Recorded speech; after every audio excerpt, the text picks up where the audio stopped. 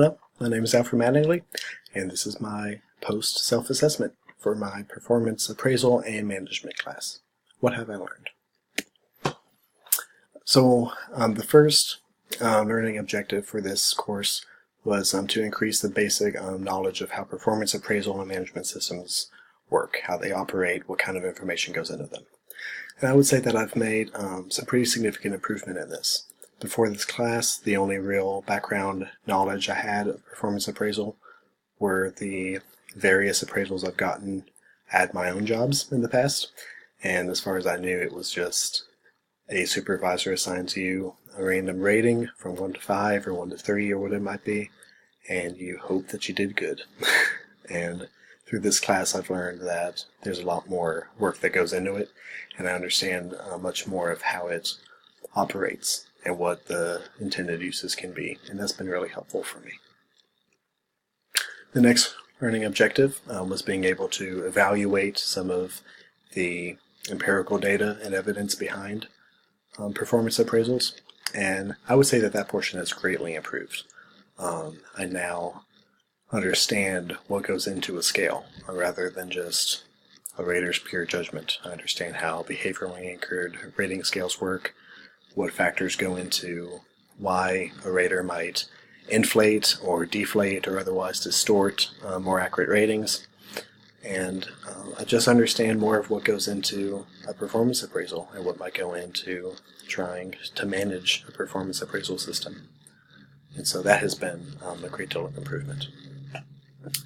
Next we have the implication and trends for the current kind of climate of performance appraisals. And this has been, I don't want to say surprisingly interesting a portion of the class, but I did have a lot of interest in this as I was reading over the literature. It feels good to know that not only I understand what the abandonment versus retainment debate for performance ratings is all about, but also that I have a professional, empirically informed stance on it, that I have an opinion that I can support and that I've had the opportunity to research well so that I have a say in what this significant portion of our field is devoted to. And so that's been a really rewarding part of the class that I wasn't expecting to be so rewarding. We have ethics and legality as the learning objective to understand what the ethical and legal backdrop and implications are. And for this, I had cited in my pre-assessment that this was an area that I was already pretty familiar with, and I would say that my knowledge has grown accordingly.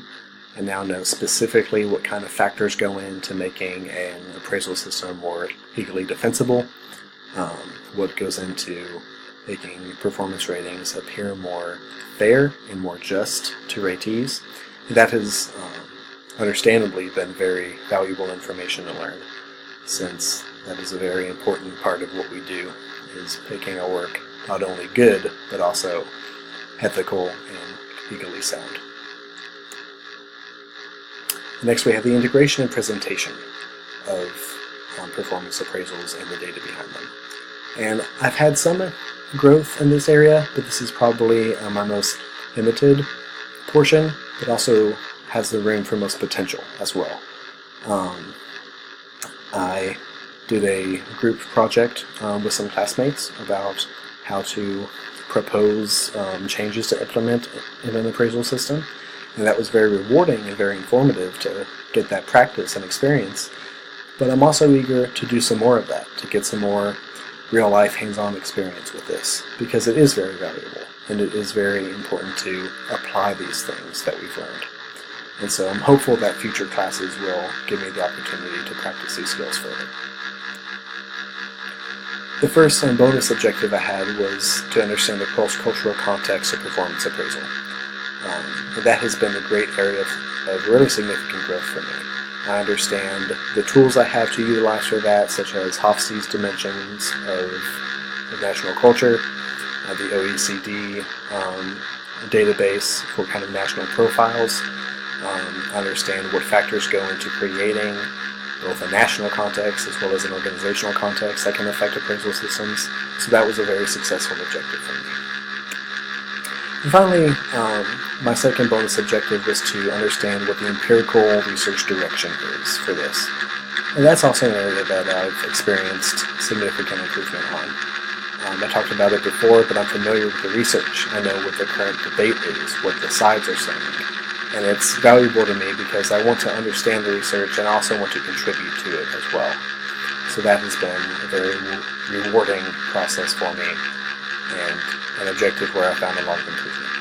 So I want to thank you for offering me this class and for offering opportunities to grow in all of these dimensions and to have hope for the future that I can further develop.